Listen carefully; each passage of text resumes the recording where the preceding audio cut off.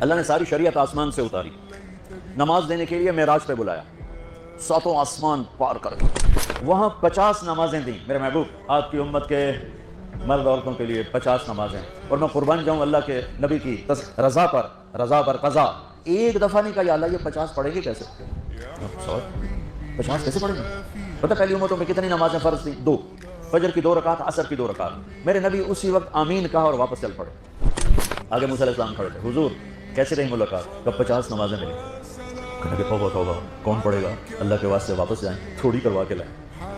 تو آپ چھٹے آسمان پہ پہنچ چکے تھے، سدرۃ المنتہا سے چھٹا آسمان، لاکھوں کروڑوں سال کا فاصلہ، لیکن وہ یوں طے ہو رہا تھا۔ واپس گئے، یا اللہ کوئی تھوڑی کر دے، خفف عن امتی، تو اللہ کہتا ہے چلو ٹھیک ہے 45 لے کے واپس بھیجیے۔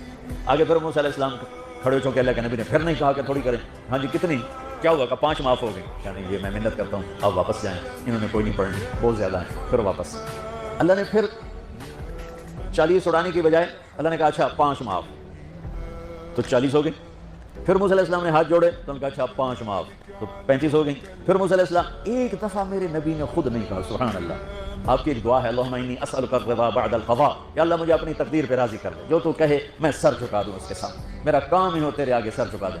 35 یا رسول اللہ واپس، اللہ نے کہا چلو 5 اور کم، 30، پھر واپس انہوں نے بھیجا، پھر 5 اور کم، چلو میرے محبوب 25، پھر واپس چلو میرے محبوب 20، پھر واپس میرے محبوب 15، پھر واپس میرے حبیب 10، پھر واپس میرے حبیب 5 پہ آ گئے۔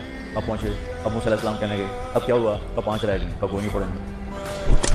تو موسیٰ علیہ السلام نے کہا یا رسول اللہ 5 بہت زیادہ ہیں، نہیں پڑھ رہے ہیں۔ آپ نے کہا موسیٰ اب مجھے شرم آتی ہے، 5 کم ہو رہی ہیں، اب گیا اور یہ بھی معاف ہو گئی، تو پھر میری امت اپنے اللہ سے رابطہ کیسے کرے گی؟ میں نہیں جا سکتا۔ تو موسیٰ علیہ السلام نے اس پر کہا یا رسول اللہ میری امت پہ 2 نمازیں فرض تھیں، فجر کی 2 رکعت، عصر کی 2 رکعت، اور وہ بھی باجماعت نہیں تھی، باجماعت ہمیں ملی ہے، ہمیں اذان ملی، ہمیں مسجد ملی، ہمیں باجماعت نماز ملی، ہمیں نماز میں قرآن کی تلاوت ملی، ہمیں نماز میں رکوع ملا۔ پہلی امتوں کی اذان کوئی نہیں، مسجد کوئی نہیں، تلاوت کوئی نہیں، نماز کے اندر رکوع کوئی نہیں، قیام سے سیدھا سجدہ، اور کھڑے ہو کر تسبیح پڑھو، تلاوت کوئی نہیں، جو وہ اپنی کتاب کے حافظ نہیں ہوتے تھے، اور ہمیں اللہ نے یہ دولت دی ہے کہ ہمارا 7 سال کے بچوں سے لے کر 70 سال کا بوڑھا حافظ قرآن ہو جاتا، تو ہمیں نماز بڑی خوبصورت ملی۔ تو موسیٰ علیہ السلام کہنے لگے یا رسول اللہ میری امت نے 2 نہیں پڑھی تھی، یہ آپ کی امت 5 کیسے پڑھی؟ آپ نے کہا نہیں موسیٰ اب مجھے شرم آتی ہے۔